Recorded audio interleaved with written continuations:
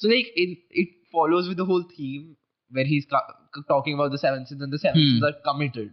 Yeah. But then in a twist, like not committed in the way John Doe wanted it. So it kind of spoils the movie for you. Like you feel like, what the hell? And then you feel like, oh shit. Yeah. At the end of the movie. Huh?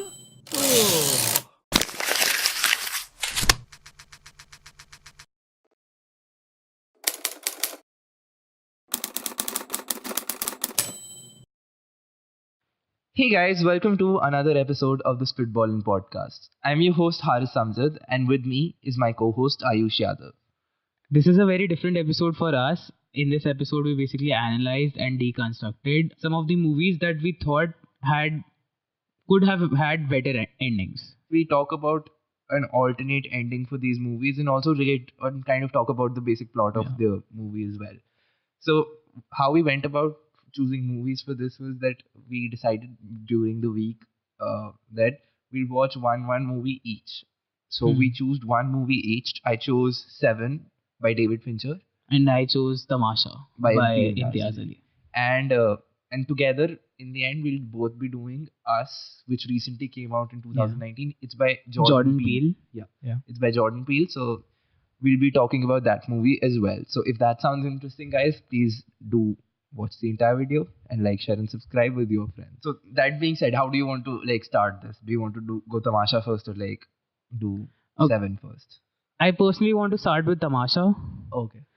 Before we get into anything. Before we get into anything, we just want to say that if you haven't watched these movies, please go and watch these movies. Tamasha is, I think, on Netflix as well. And I don't know about Seven though. Seven is also on Netflix. Okay, Seven is also on Netflix. And Us has recently come out, so you can just buy a Blu-ray or something.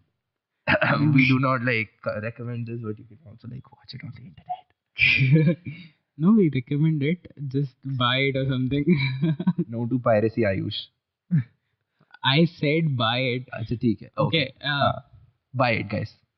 We do not watch pirated movies. We will be explaining the plot of these movies, so you don't have to worry per se if you are... if you haven't watched it recently or if you've kind of forgotten about the plot, don't worry. If you're a type of person who doesn't care about spoilers, you can... listen you can listen to this anyway. So starting with Tamasha. Tamasha, yeah. So you chose Tamasha. So. Yeah. There's a very specific reason I chose Tamasha.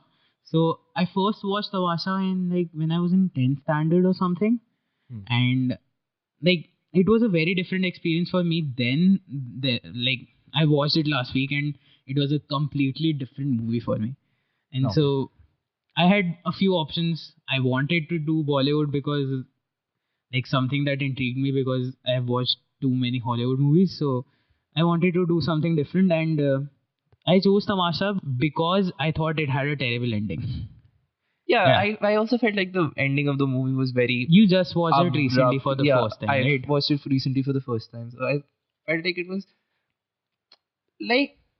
I got what Imtiaz Ali wanted to say, but I felt like he could have said it in a much better way.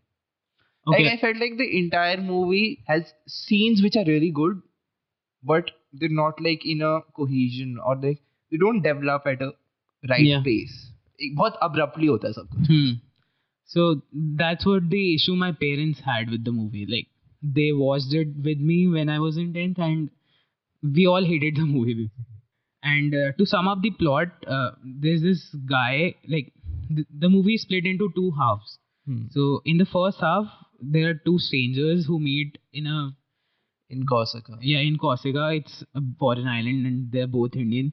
So they pick up Padukone, the female lead. They don't want to keep any connection after that and just have a one night stand kind of a thing. Yeah. Not a one night stand kind of a thing, but something of the same sort. It's kind of that movie if you watched Before Sunset.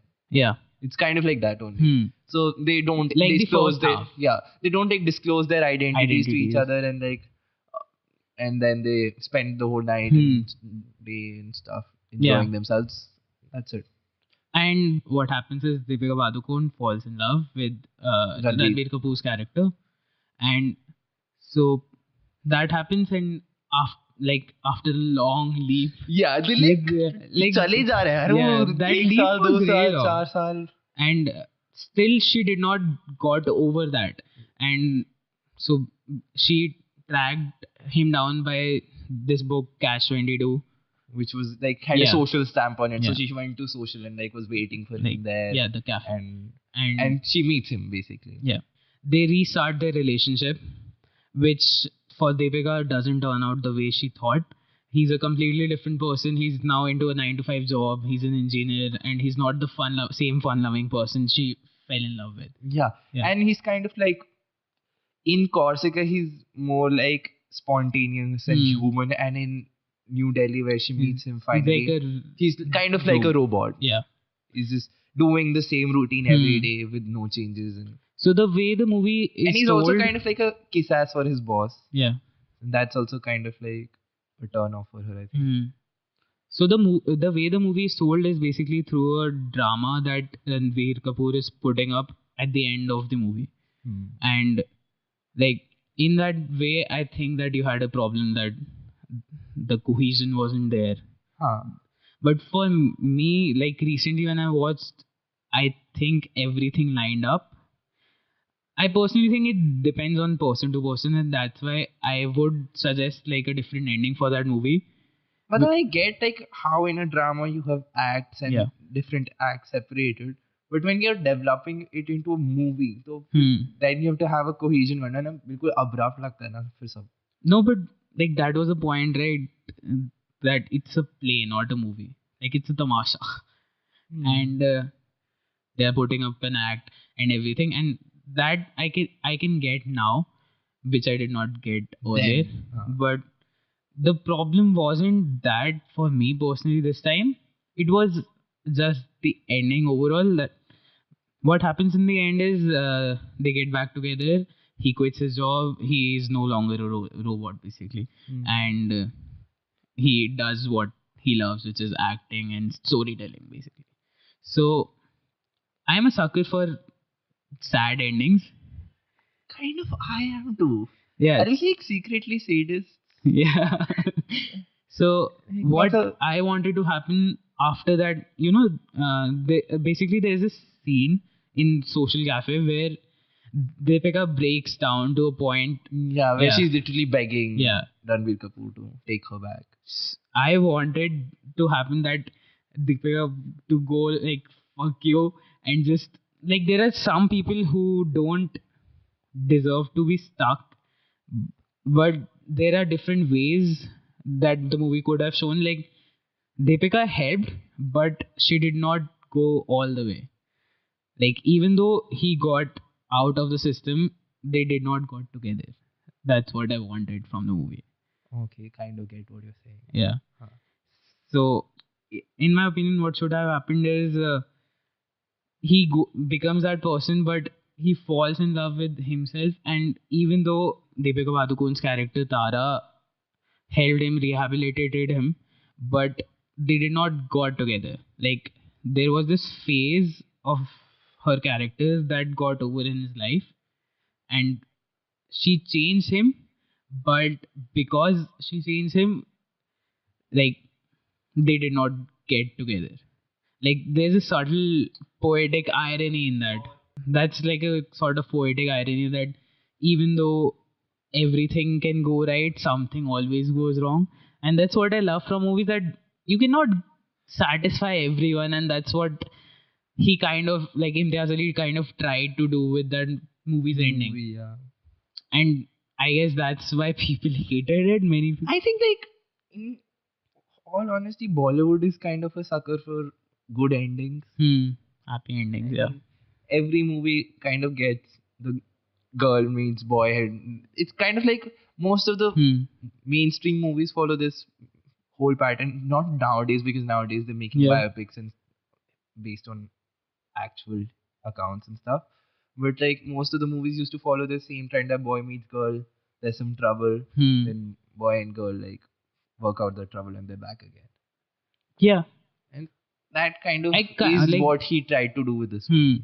Like I kind of wanted from the movie that, you know how they reference Ramayana and other like plays and stuff. Romeo and Juliet.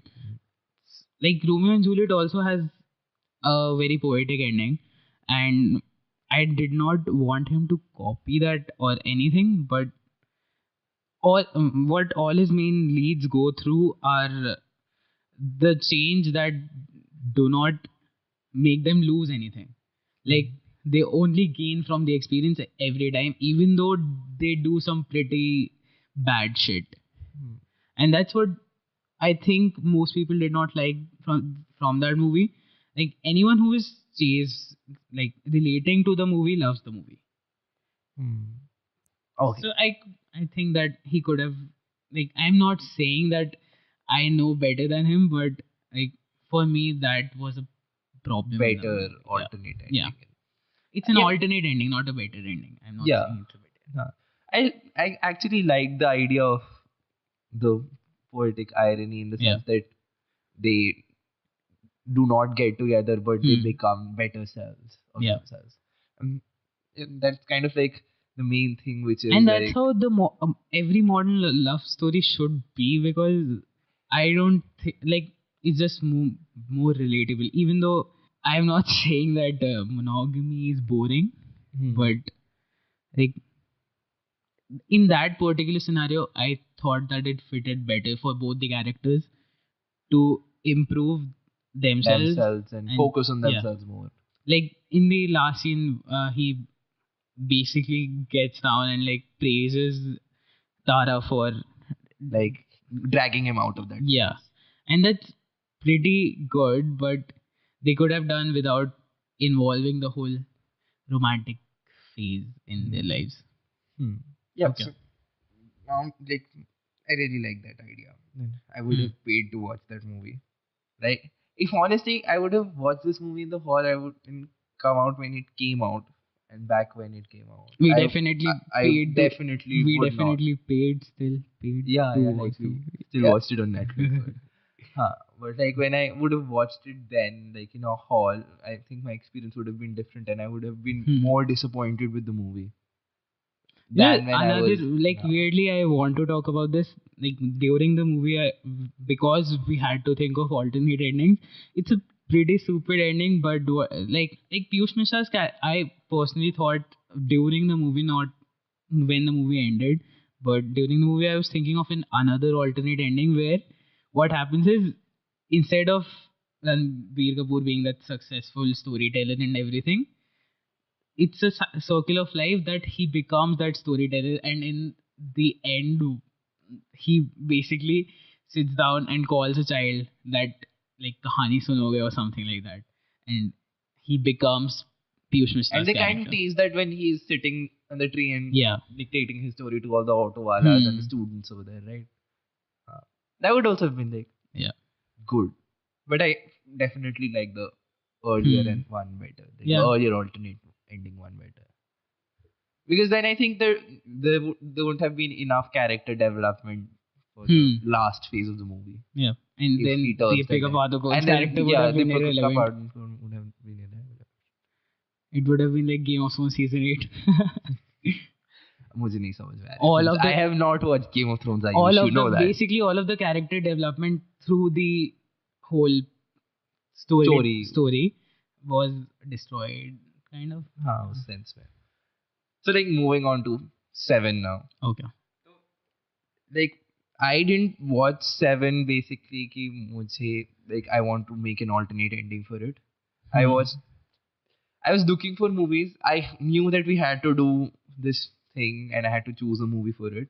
And I was searching the web for movies with effed up endings and stuff like that. And on every list I found 7. But like you told me that 7 has a really good ending. So I felt like, then let's not mess with it. But then one night I was like really bored. So I thought, let's watch 7 only. What's the harm in it? And I watched the movie and I loved it. It's like a really good movie. For a brief period of time, I felt like, what more can I do? And like, what alternate ending could I do to like even sit with the entire movie and like have this great an ending? Because the ending is really good. Yeah. So can you elaborate on the whole story? So the whole story starts with a young detective Mills, who comes to this area, which I don't know what the area or city is, I forgot. But like there's this retiring detective Somerset and detective played by Morgan David Freeman, right? Yeah, Morgan Freeman, and David Mills is played by Brad Pitt. And he comes there and he's looking for cases, and then as Somerset is about to retire, a series of murders start. So, and all those murders have like written in blood the seven sins, which are gluttony, greed, sloth, pride, lust, jealousy, and wrath. So it starts with gluttony, where a fat guy is murdered. Then with greed, where a rich. That's such a gross scene, dude. Yes. There are many weird scenes. Kafi graphic scenes in the movie. But basically, he talks about. If you're under 18, don't watch it. Please don't watch it. I just turned 18, so I can watch it legally. Anyway, so the movie develops really nicely, and it's keeping us on the edge of our seats. And Somerset, they show how Somerset and Mills like track down the killer-ish, and they're trying to like use Dante's. They're basically about Dante's writings and seven sins, and description of the seven sins. So the end. Now skipping to the end, not spoiling your entire movie. The ending is kind of spoiling your entire movie with the ending. So in the end, they say that. So there's a mid scene where they tell that Detective Mills' wife Tracy is pregnant. She tells this to Somerset because she doesn't have any more friends in the city, and she's kind of troubled about staying in that city.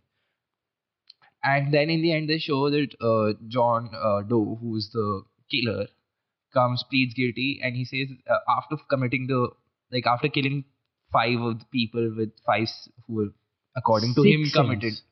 No, 5. He said last 2 bodies I'll show. Okay, And then so they came. He basically surrenders himself. Yeah, he basically surrenders himself and says that if you don't accept my bid, I'll plead insanity in court and I'll get away with it.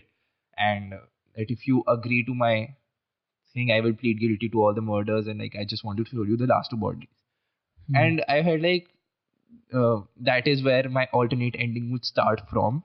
But like to explain the original ending, after that they go to like barren field, and then a delivery guy comes in, and then basically John Doe, throughout the journey towards that barren field, John Doe is explaining his philosophy and his kind of view of why he's doing what he's doing and why he's the chosen one-ish to carry out this task.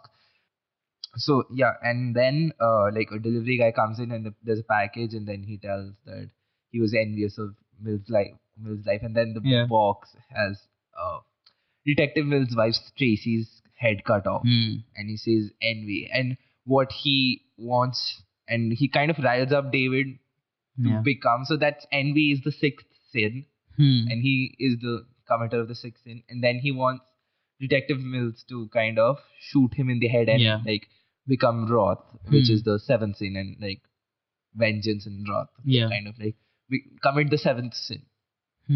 And he does. He kills him. Shoots him in the head.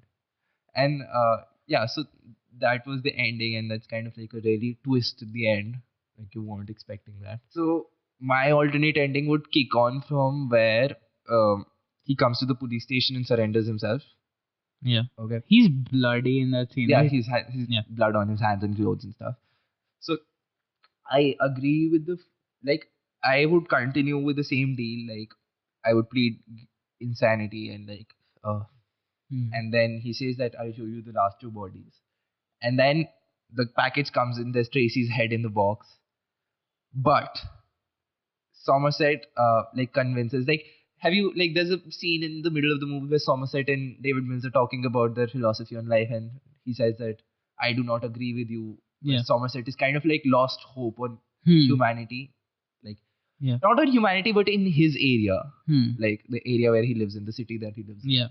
And then I feel like the fact that they made Tracy talk to Somerset, and that Tracy was so good to Somerset throughout the movie. I felt like Somerset should and could have Somerset's character should and could have developed like kind of an emotional attachment to Tracy in a sense. So I felt like Somerset is convincing David Mills to not shoot him and to like calm down and like they still get that son of a bitch and stuff. Wallaby.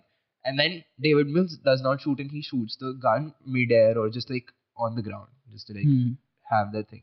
And then like at that exact moment, the gunshot in the screen turns black. Okay. And then it cuts on to a scene of a courtroom where he pleads insanity. He takes the insanity plea. Okay. And then he kind of like passes a creepy smile to them. And Somerset, who kind of like wanted to already leave this town and get away with this life, he like just jumps out and shoots him.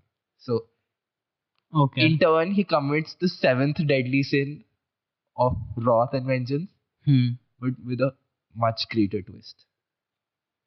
Okay. Yeah, I get it.